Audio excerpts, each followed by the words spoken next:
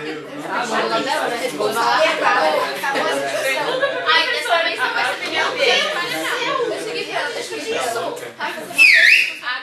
Pessoal, bom dia, bom dia.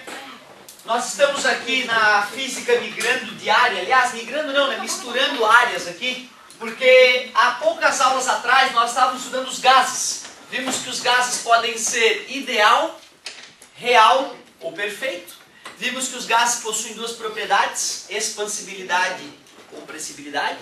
Vimos as três variáveis do estado do gás, pressão, volume, temperatura só em Kelvin.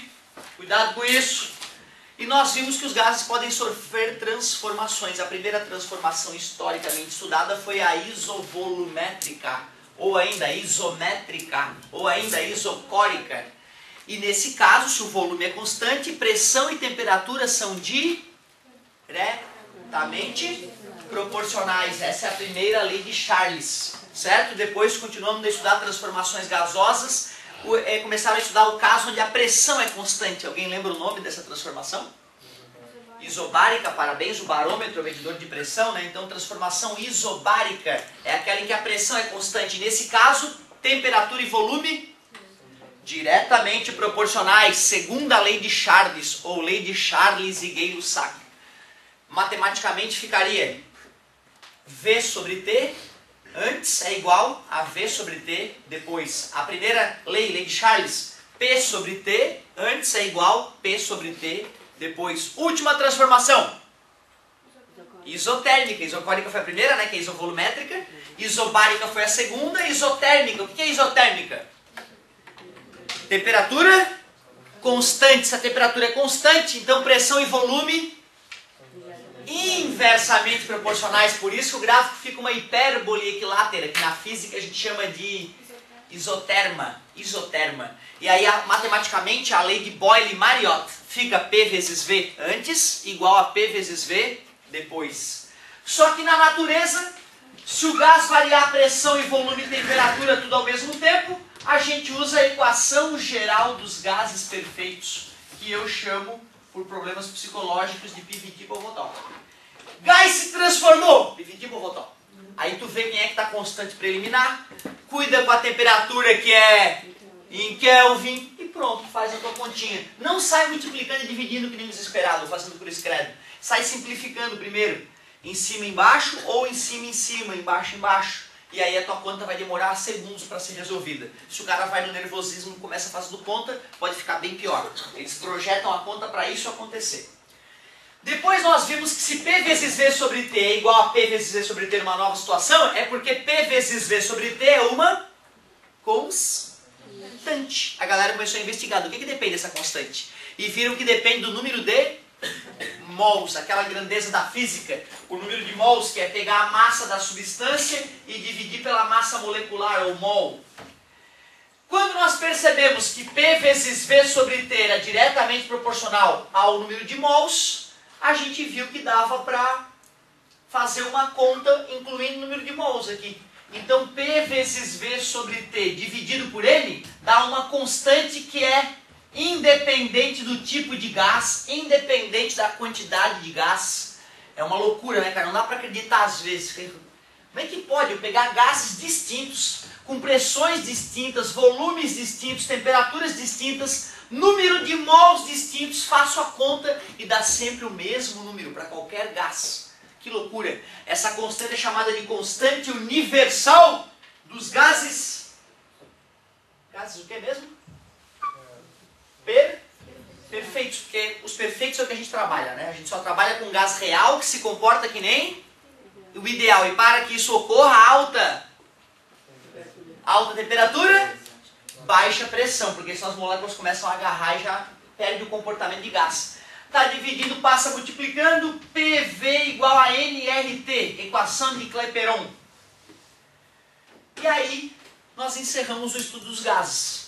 Dá para fazer alguns exercícios, aliás, dá para fazer já um trabalhinho sobre isso, né? Mas como eu já adentrei em termodinâmica, eu não resisti no final de uma aula, vou fazer uma revisãozinha em termodinâmica, vou resolver uns exercícios, aí de repente na segunda aula a gente já fez trabalho milagreiro de... Não, né? Aliás, eu estou para devolver um para vocês, não dou? Devolvi? Ah, menos mal, menos mal. Ô galerinha, então olha só. Vamos agora revisar um pouquinho de termodinâmica, já que a gente viu a base da termodinâmica, que é o estudo dos gases. Tudo começa com esqueci o nome disso. Um cilindro, obrigado. Um cilindro. E lá nesse cilindro a gente vai colocar um êmbolo. Isso, um êmbolo. No carro é chamado de pistão, isso aí. Certo? Pode chamar de pistão no carro, esse êmbolo móvel que fecha o cilindro e pode se deslocar para cima e para baixo. Aqui, para ser prático, vamos pensar, pode ser até uma seringa. Pode ser até uma seringa. Aqui está a hastezinha da seringa. Ó. E ali, tá fechado, tá vendo? Tá fechado. E ali, ó, quem é que tá ali? Gás. Numa máquina a vapor, por exemplo, né, as primeiras máquinas que surgiram eram máquinas a vapor, ou seja, pegava água, esquentava essa água até transformar em vapor e jogava esse vapor em alta pressão aqui dentro. Quando esse vapor em alta pressão chegava ali dentro, ele fazia com que o êmbolo se deslocasse para cima. E uma série de alavancas e mecanismos fazia isso, então, girar a roda do trem, por exemplo. Certo? Mas o princípio é esse. No carro do pai de vocês, nos futuros carros de vocês, se bem que, teoricamente, possivelmente na vida adulta de vocês, os carros já sejam elétricos, né? Mas nos primeiros talvez sejam ainda combustão interna. Então, ó, no carro de vocês eu não jogo vapor de água aquecido ali dentro, eu jogo ar misturado com combustível, boto uma faísquinha para explodir essa mistura de ar combustível, essa explosão aquece esse ar e esse ar aquecido tende a se expandir, lembra do acender da churrasqueira dominical, certo? Bum. Aquilo ali é o que acontece dentro do cilindro de um carro, empurrando o pistão, certo? Para o lado oposto. Legal. Então tu vê, embora hoje em dia a gente queime a mistura ar-combustível ali dentro e faça a explosão ocorrer ali dentro, a gente pode didaticamente falar, como antigamente ocorria, que nós jogamos calor para o gás. Não interessa como a gente jogou calor, se foi queimando o combustível ali, esquentando na hora ali, que é que nem o motor de combustão interna, os dos carros, ou se é uma máquina a vapor, que eu esquentei o gás numa caldeira separada e joguei já o gás aquecido ali dentro. O que importa é que um gás estava ali dentro e recebeu calor a ponto de se expandir. Essa é a ideia. Então, peraí, se esse cara recebeu o calor e se expandiu, para poder se expandir rolou força. E rolou força durante uma certa distância. Força durante uma certa distância é trabalho. Rolou uma realização de trabalho quando o êmbolo subiu essa distância H. Lá do primeiro ano, como é que se mede trabalho? Força vezes distância vezes o cosseno do ângulo entre a força e o deslocamento. Aquele cosseno é só para decompor. Não entendi essa história que falou naquele dia, professor. Vou revisar aqui contigo então a matériazinha do primeiro ano. Olha só que beleza. A caixinha foi parar ali, tá vendo? Ó? E ó a forcinha. A forcinha tem o Fx e tem o Fy. Eu te pergunto, quem que deslocou a caixa para frente? Então, se eu quiser calcular o trabalho da força, F, eu não vou usar a força F toda. Eu vou usar só a força Fx multiplicada pela distância. Porém, se o ângulo é aquele ali, ó, para calcular o Fx, eu pego a força original F vezes. Com o ângulo é cosseno, né? Vezes cosseno. Então, para substituir o F, eu coloco F vezes cosseno. Por isso que a fórmula fica com o cosseno. Eu te falo isso porque para mim aquele cosseno era incômodo. O meu primeiro professor, ele não falou do cosseno, ele falou que trabalho era força vezes distância só. Embora fosse no primeiro ano, ele não deixou claro aquela história do componente ali, da força. Quando me botaram o cosseno na fórmula, eu, que merda é essa? Não gostei. E é importante que fique claro para ti, não tem nada demais aquele cosseno ali. Cosseno do bem, amiguinho, gente boa. Assim tu não precisa nem pensar. A força já é automaticamente decomposta pela fórmula. Tu vê, é perigoso isso de já botar a fórmula resolvida para o aluno. O aluno para de pensar às vezes. E o que é fantástico, né, no ser humano é a capacidade de raciocinar sozinho, pensar sozinho, tirar conclusões. Agora, olha só. Eu quero calcular o trabalho de quem mesmo? Do gás. Parabéns, eu quero calcular o trabalho do gás sobre o êmbolo. Que o gás realiza sobre o equipamento, fazendo o equipamento se deslocar. Só que eu meço força que um gás exerce em alguma coisa? Tu sabe que força o gás está fazendo em ti agora, em volta de ti? Nem eu, mas eu sei a pressão. A pressão agora é uma atmosfera aqui, não é isso? Ou seja, a gente mede a pressão de um gás. O que é pressão? Pressão é força que nós usamos em outra matéria, hidrostática, né? Tu vê como as coisas vão se, né, interconectando agora. Está dividindo, passa. O que é força, então? Pressão vezes área. Eu tenho o direito, então, matemático, de colocar no lugar de F, P vezes A. Pressão do gás vezes A. Que A é aquela ali? Que área é aquela ali? É a área? Não, quase. Pensa ali, ó. Eu estou calculando o trabalho aonde? Do gás aonde? No êmbolo. É o êmbolo que está sendo empurrado para cima, né? Então eu quero saber a força no êmbolo. Então é a pressão vezes a área do êmbolo. Vou virar para ti, ó. Vou virar para ti, ó. Ó, redondo, tá vendo? Lembra que eu falei de carro 1.0, carro 4.0? Um carro 4.0, a área do êmbolo tem que ser maior, né?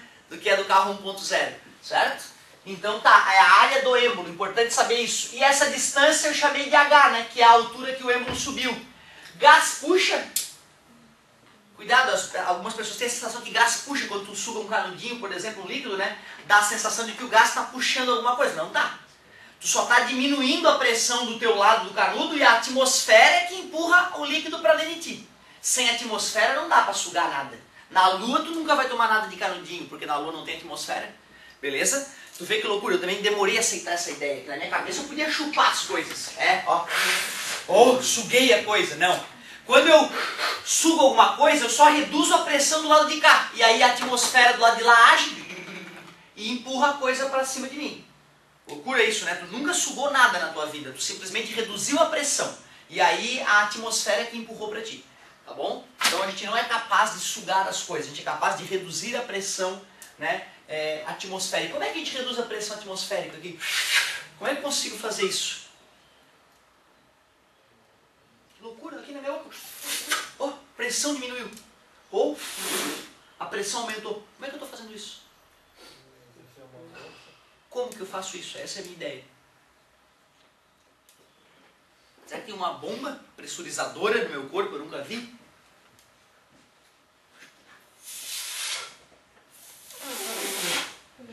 O que está acontecendo? É o tórax está mexendo, né? O tórax tem músculos aqui em volta da nossa caixa torácica. E o que esses músculos podem fazer? Quando eu subo alguma coisa para dentro, o que está acontecendo com o volume da minha caixa torácica? Aumentando. Então olha só. Primeiro, a temperatura está mudando muito do gás em que eu aspiro e expiro? A temperatura está mudando grandemente? Não, né? Podemos ignorar então a mudança de temperatura? Beleza. Vamos pensar então na pressão lá dentro do meu corpo, antes e após eu mexer no volume do meu tórax. Antes, estou normal, bonitinho, tranquilo.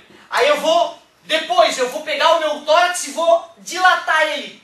Alguns músculos são contraídos de tal forma que fica mais redonda a minha caixa torácica. Então eu vou aumentar o volume. O que vai ter que acontecer com a pressão lá dentro? Para continuar igual ao anterior.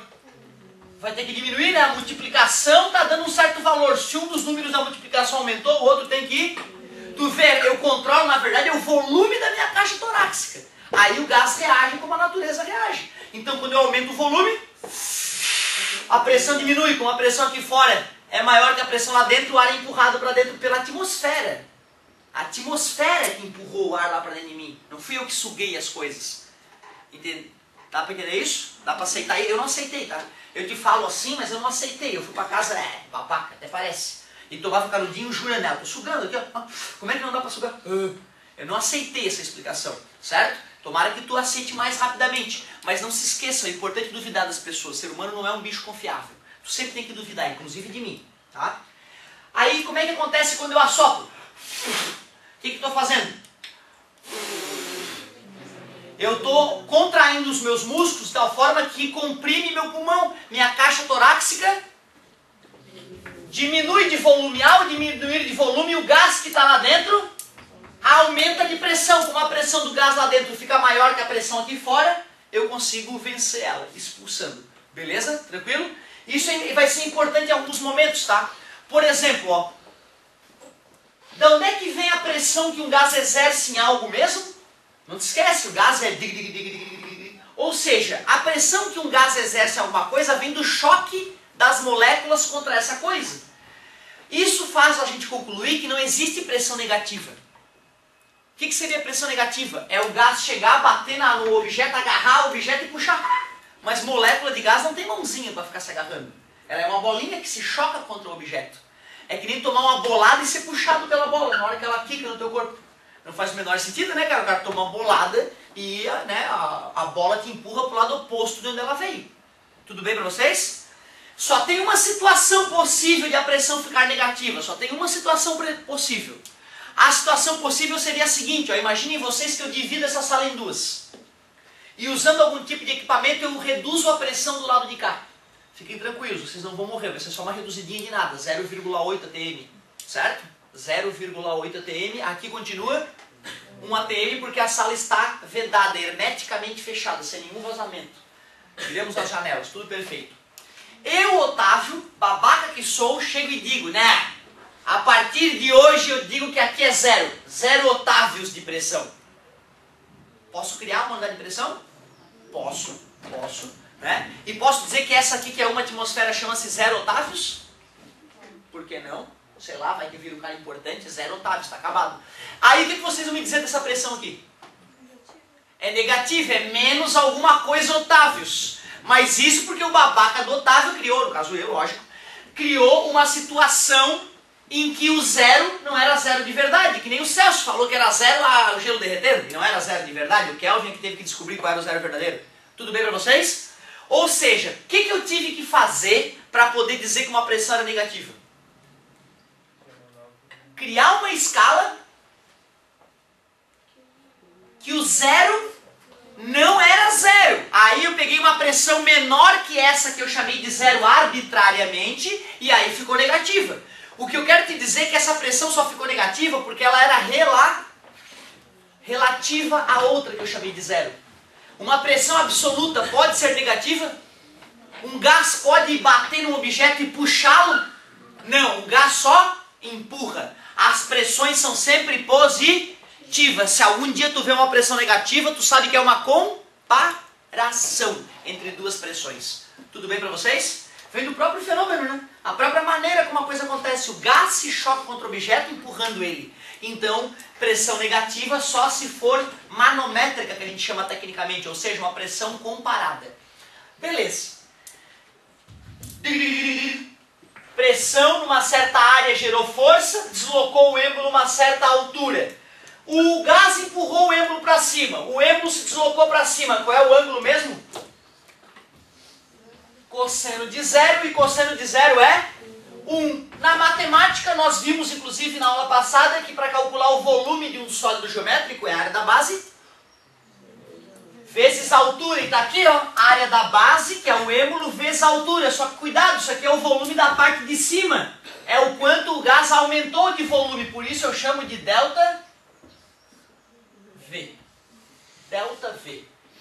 Só tinha um detalhe quando eu deduzi essa fórmula para vocês na última aula, eu te falei que essa fórmula tem uma limitação grande. Só para pressão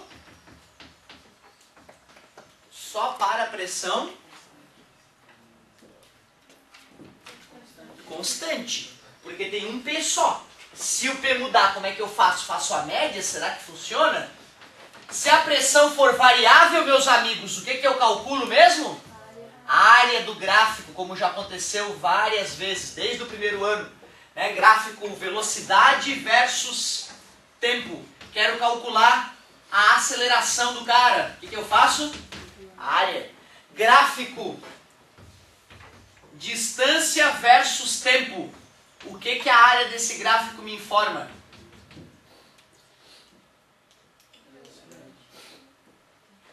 Não te peguei nada.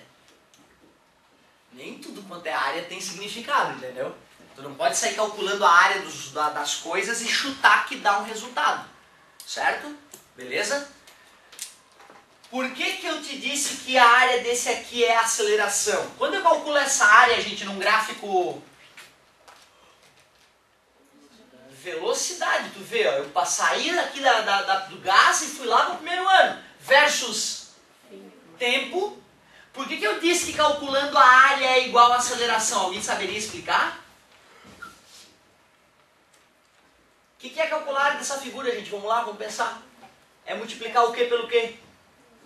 velocidade. E qual é a fórmula da aceleração? A aceleração não é ΔV sobre ΔT? Está dividindo, passa. E está errado, ó. A aceleração vezes tempo é que é velocidade. Está errado, aquela área ali não é aceleração. Tu vê, eu fui fazer de cabeça e me confundi. Qual é o gráfico que eu calculo a área e dá a velocidade? Qual é o gráfico que eu calculo a área e dá a velocidade? Aceleração versus... Ó, se o gráfico for aceleração versus tempo, eu calculo a área e calculo, na verdade, o delta V. Tu vê, não dá para decorar nada, tem que estar pensando toda hora. Esse gráfico eu vou estar multiplicando distância pelo tempo, mas velocidade é distância sobre tempo. Para eu calcular uma distância, eu tenho que multiplicar quem por quem? Velocidade versus tempo. Então aquele gráfico de baixo, que era velocidade versus tempo, a área estava determinando quem? A distância. Tu vê que legal. Eu não decorei nada disso, eu entendi que pensando na fórmula original e olhando para o gráfico, eu consigo concluir o que a área do gráfico me traz. Certo? Por isso que pode passar um tempão, se eu esquecer como aconteceu agora, eu faço o esboço, raciocino e acho a verdade. Então cuidado. Por que eu estou afirmando para vocês que no gráfico pressão versus volume, a área é o trabalho? Por quê?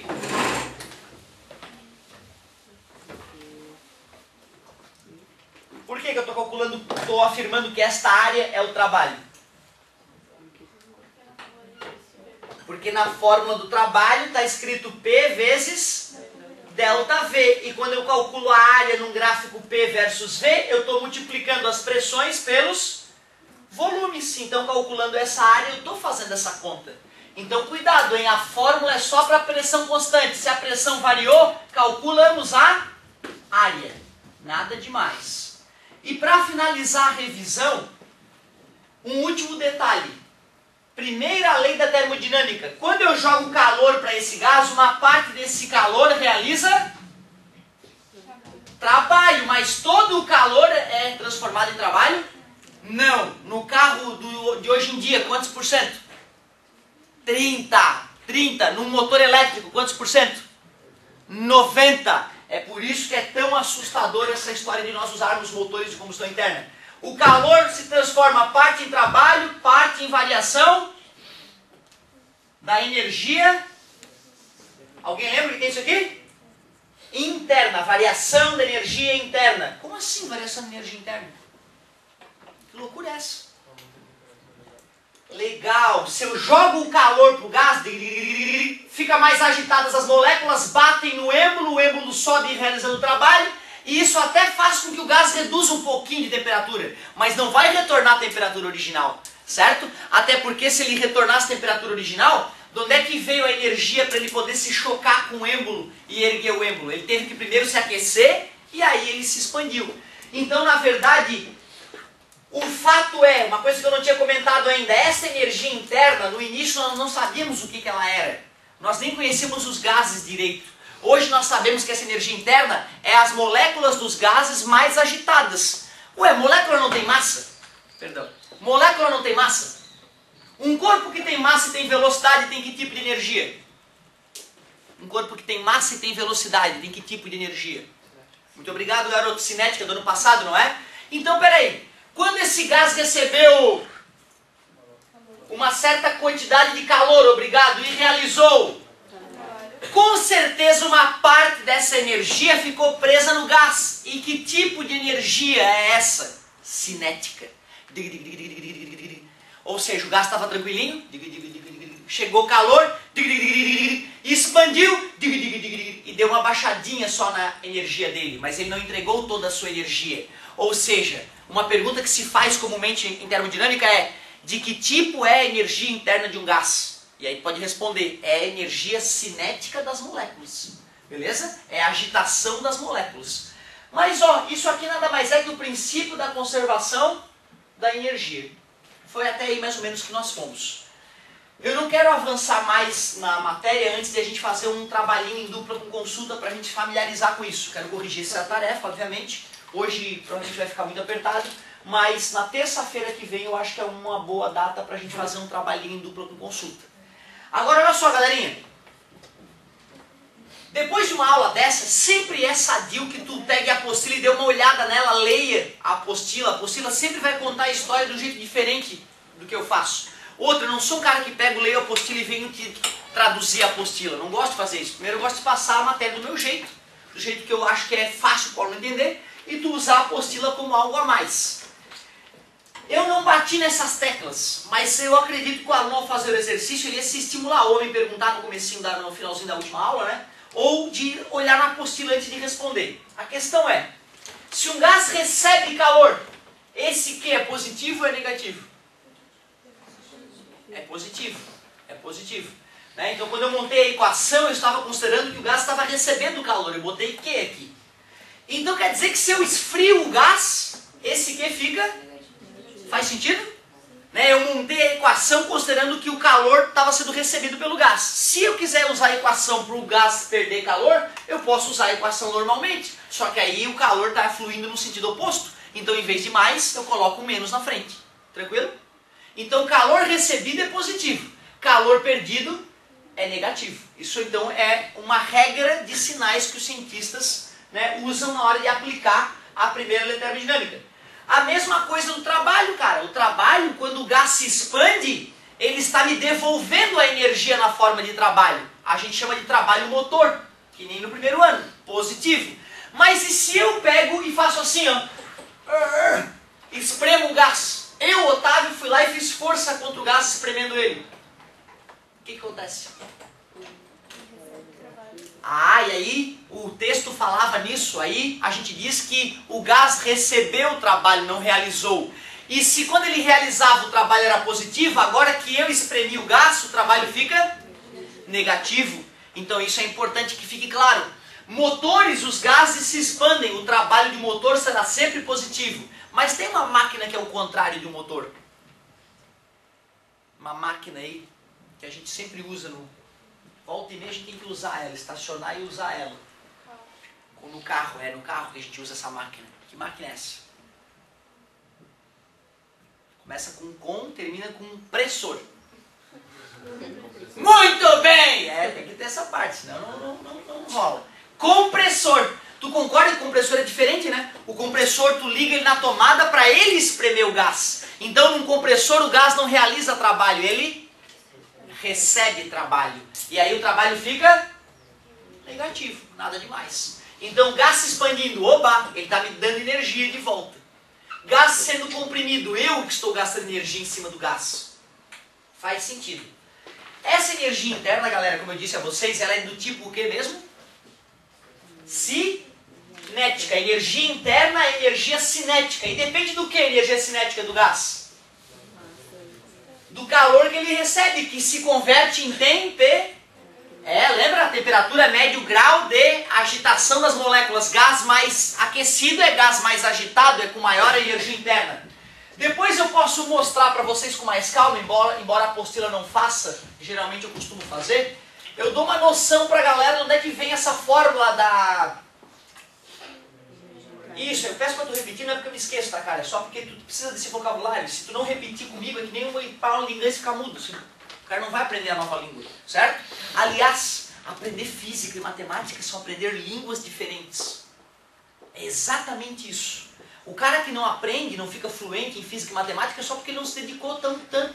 Assim como o cara que de repente faz 5 anos de inglês e não sabe falar nada de inglês porque não participou efetivamente das aulas, beleza? Seja por vergonha, aí não esquece, pode ser interna essa repetição, beleza? Aqui na... pode ser, não tem problema, eu aceito. Aqui na energia interna, eu tenho que saber claro, o número de baguinhas malucas, e tenho que saber a temperatura dessas baguinhas malucas, das moléculas. Isso aqui eu não preciso me preocupar porque é uma constante, então não vai interferir. Do que depende de um gás? Do que depende? De duas coisas só.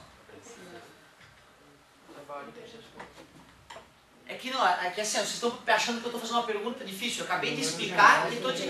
Isso, é só para ver, entendeu? Eu vou lá e explico, aí deixa eu ver se está acordado. Do que depende o... Porra, eu acabei de falar do número de mols e da temperatura. É porque é uma resposta tão boba que a gente não está preparado para ela, mas é assim. A física que a gente cobra é boba. Só uma ou outra que é mais aprimorada. Aquela da Federal, das 10, 4 é bobinha. 4 é bobinha. 7 é média. 7 é média. E 2 são casca grossa. Mas vai ser isso, entendeu? Se tu souber física básica, as 4 bobinhas tu. Sabe um pouquinho mais, já faz 7. Entendeu? Vai faltar 3 ali. Certo? E a grande imensa maioria não bota a mão nos livros. Tá? É por isso que não entra na Federal, porque não encosta nos livros. Se tu encostar, tu já sai na frente. O que é a energia interna de um gás? Que tipo de energia é essa? Cinética. E do que depende essa energia cinética? Do número de moléculas e da temperatura. Faz sentido? Um monte de bolinha maluca. Quanto mais bolinha, mais energia cinética. Quanto maior a temperatura, maior a velocidade delas. Dá até para calcular a velocidade delas. Eu cheguei a comentar com vocês, não comentei? Alguém lembra? 1 centímetro, agora, mais de 1 bilhão de moléculas a cada centímetro quadrado de pele se choca. E qual é a velocidade dessas moléculas? Alguém arrisca? Cara, vai de 3.000 km por hora a 7.000 km por hora agora, nesse instante, ó. É loucura, difícil aceitar isso. Difícil aceitar que teu olho está sendo bombardeado por moléculas de 3.000 a 7.000 km por hora. São zilhões delas. E isso é do bem. Porque se não fosse essa pressão externa, o corpo que tem pressão interna tenderia, né, a se expandir, os olhos saltar das órbitas. É o que acontece quando a gente joga, né, um organismo para fora da atmosfera terrestre. É óbvio que o homem já tem feito isso desde que ele teve a oportunidade de ir para o espaço. Pega um cachorrinho e arremessa para fora da nave para ver o que acontece. É em nome da ciência, meus amigos. É em nome da ciência. Fica à vontade, fica à vontade. Galerinha, olha só. Se a temperatura do gás aumenta, o que acontece com a energia interna? Aumenta também, fica à vontade, fica à vontade. Se a temperatura do gás diminui, a energia interna diminui. Não é matematicamente fácil de aceitar o que eu estou falando, galerinha. Se a temperatura aumenta, a energia interna, consequentemente, aumenta. Se a temperatura diminui, a energia interna diminui. Se a temperatura é constante, a energia interna fica constante. Então eu te pergunto, quando um gás é aquecido, como é que fica o ΔU? O que é delta? Variação. Variação da energia interna, ΔU. Final, temperatura aumentou, o U aumentou, temperatura aumentou, o U aumentou. Final menos inicial, positivo ou negativo? Positivo. Temperatura de um gás diminui, o que acontece com ΔU? Fica negativo, claro, a energia diminui, tu faz final menos inicial, é negativo, claro.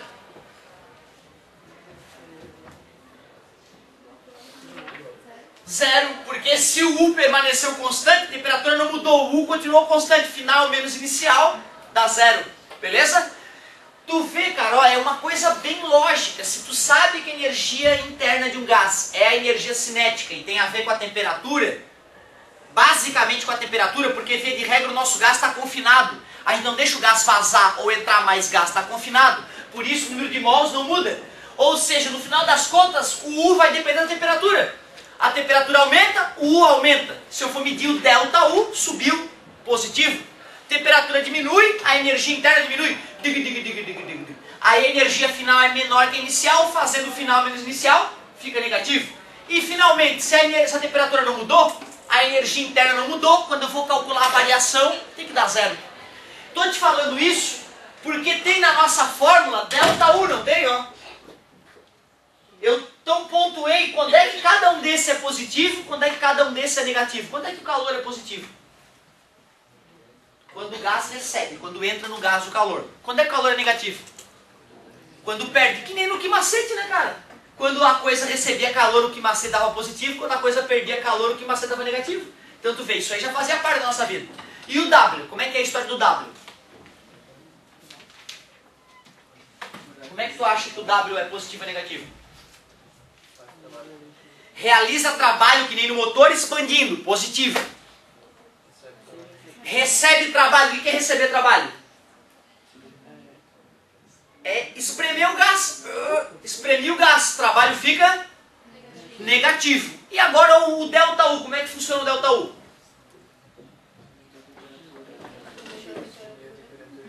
Aumenta a temperatura, ΔU aumenta.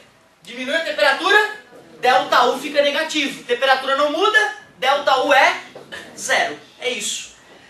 Ó, uma força pra galera, de repente, que não conseguiu perceber a história do trabalho ali, ó. Uma forcinha pra galera. Trabalho, a gente acabou de deduzir, é pressão vezes ΔV. Olha pra essa equação, cara. Pressão é sempre positiva. Acabamos de filosofar sobre pressão. Pressão é sempre positiva. Para uma pressão ser negativa, ela tem que ser comparativa. E esta pressão é absoluta. Então ela nunca vai ser negativa. Então quem é que vai definir o sinal do W?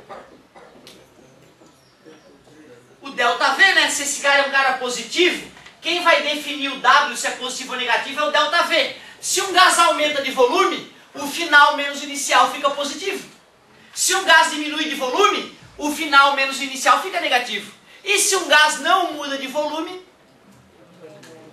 o ΔV é 0 e o trabalho fica 0. Porque 0 vezes pressão dá 0. Então tu vê na transformação isovolumétrica, chegou agora, hein? Na transformação isovolumétrica, qual é a consequência? Não realiza trabalho. Também, né? Imagina, o motor emperrou, parou de mexer o cilindro ali. Como é que vai realizar trabalho o motor? Se a coisa não pode mais nem diminuir nem aumentar de volume. Concorda comigo? Não faz mais sentido, né? Tu vê, só existe realização de trabalho por um gás se o volume não é constante. Se o volume for constante, esquece trabalho. Beleza? Então até revisamos, né? Além de nós termos revisado até onde a gente foi em termodinâmica, fomos um pouco além.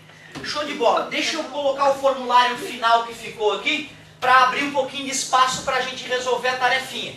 Corrigindo a tarefa aí, eu vou passar mais uns exercícios de revisão para o trabalho da próxima terça. Então, ó, trabalho é P vezes ΔV. Calor se transforma em trabalho mais variação de energia interna. Essa energia interna, que é a energia cinética das moléculas, depende do número de mols e depende da temperatura.